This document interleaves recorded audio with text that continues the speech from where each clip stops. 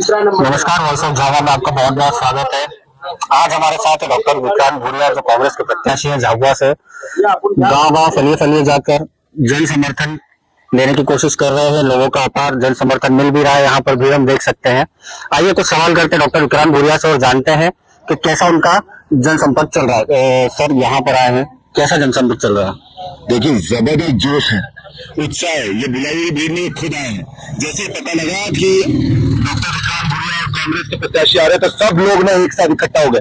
और यहाँ इतनी भीड़ दिख रही है, 2 घंटा लेट चल रहे हैं हम लोग। 2 घंटे से हम लोग इंतजार कर रहे हैं, यहाँ पर बैठे हैं, क्योंकि सब 18 साल के इनके कुशासन से जबरदस्त परेशान है। इन्होंने कुछ नहीं करा, शोषण करा है। घर घर आप गांव-गांव जाएंगे, जबरदस्त लाइट कट होती है। पूरा घरों में 5-5 दिनों तक बिजली नहीं है पूरे के पूरे गांव में। कुछ भी मोटर जहां भी दिखती है उठा कर ले जाते हैं, जबकि अभी बोने का समय है। कम से कम सरकार को इतना मानवता रखनी थी कि बोने के समय कम से कम मोटर नहीं उठाए, उनकी फसल न बिगड़ने दें। तो ये सरकार पूरी तरह से बड़े बड़े व्यापारियों की सरकार है, उनके कर्जा माफ कर देंगी, पर किसानों का, गरीबों का किस कर्जा माफ नहीं करेगी। और यही बात लेकर जब इनके बीच में जा रहे हैं, तो ये लोग कह रहे हैं कि इस बार तो बीजेपी का सुपड़ा साफ कर देंगे और इस बार निश्चित तौर पर बीजेपी का सुपड़ा साफ होगा। झाबुआ में भाजपा की चुनौती इस बार कम लग रही है आपको? तो चुनौती भाजपा से है नहीं? देखिए, मैं तो ये कहूंगा कि चुनाव मैं नहीं लड़ रहा हूँ, इस बार चुनाव जनता लड़ रही है।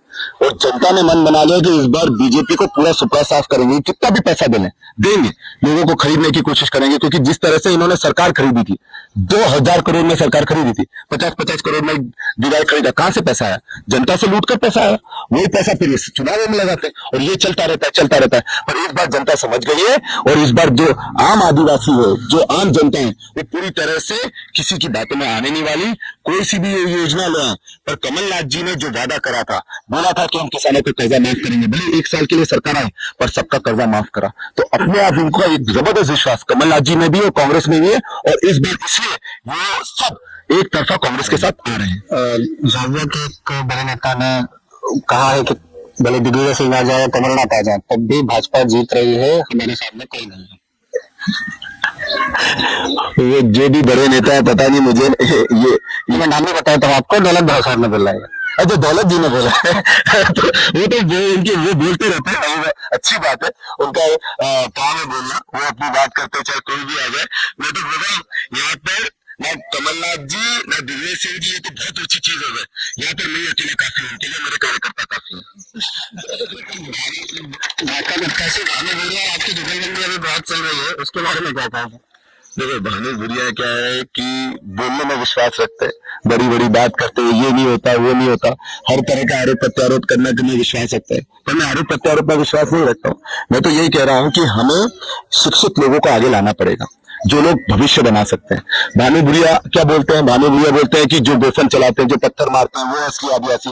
अरे भाई, जो पत्थर मारे, जो किसी को नुकसान पहुंचाए, वो आदिवासी नहीं है, वो गुंडा है, वो बदमाश है। वो असल आदमी से नहीं थे, वो बदमाश थे। और यही बात सबको समझ में आई है कि जो शुरू में सबकी बात चल रही थी कि गुंडा है, गुंडे, हमने थोड़ी ना बोली थी, जनता बोल रही थी, बाजार के लोग बोल रहे थे कि अगर ये भानु भूरिया आ गए तो पूरी जनता और पूरे व्यापारियों को लूट खाएंगे, और वो उन्होंने साबित कर दिया। हम लोग कहते हैं कि हर हाथ रोजगार, मतलब सबको रोजगार मिलना चाहिए, और वो भानु भूरिया कहते हैं हर हाथ गोफन, कि सबको आप गुंडा बना दो। मैं ये पूछता हूँ भानु भूरिया से कि उनके बच्चे को उन्होंने गोफन चलाना सिखाया कि नहीं सिखाया? उनको तो इंग्लिश मीडियम में बड़े बड़े स्कूल में पढ़ाएंगे, पर आदिवासी बच्चों को गोफन चलाना सिखाएंगे। तो ये राजनीति नहीं होती है। आज आदिवासी पढ़ लिख कर आगे बढ़ रहा है, डॉक्टर भी बन रहा है, कलेक्टर भी बन रहा है, एसपी भी बन रहा है, एडवोकेट भी बन रहा है, बड़े नेता भी बन रहे हैं। तो ये हमारी पहचान है कि हम आदिवासी समाज आज आगे बढ़ रहा है। आज मैं यूथ कांग्रेस का प्रदेश अध्यक्ष हूँ, पहला आदिवासी प्रदेश अध्यक्ष हूँ। चुनाव लड़कर आया, जीता, तब जाकर प्रदेश अध्यक्ष बना। तो इनमें तो उनको खुश होना चाहिए कि आदिवासियों का मान सम्मान रखने के लिए, उनकी लड़ाई लड़ने के लिए। अब बात साफ है, जब सीबी कांड हुआ, जब आदिवासियों पर पेशाब करी, तब बीजेपी वाले कहां थे? जब नेमावर कांड हुआ, आदिवासी बहनों को जमीन में गाड़ दिया गया, तब बीजेपी वाले कहां थे? नीमच में जब आदिवासी को गाड़ी से बांधकर मार डाला बीजेपी के लोगों ने, तब बीजेपी वाले कहां थे? तब नहीं आएंगे। और सबसे बड़ी बात, जब झाबुआ के एसडीएम ने हमारे बहनों को, बच्चों को हॉस्टल में जाकर गलत काम करा उनके साथ, तो ये भानु भूरिया एसडीएम के साथ थे, बच्चों के साथ नहीं। तो ये कैसे आदिवासी है? मैं समझता हूँ जो आदिवासियों की लड़ाई लड़े वही सच्चा आदिवासी। बाकी ऐसे कोई बोलने से आदिवासी नहीं बनता, आदिवासी अपने कर्म से बनता है। तो ये थे हमारे साथ कांग्रेस के प्रत्याशी झाबुआ से डॉक्टर विक्रांत भूरिया, जिनका कहना है कि झाबुआ में इस बार कांग्रेस जीत रही है और बीजेपी का सुपरसाथ होने वाला है।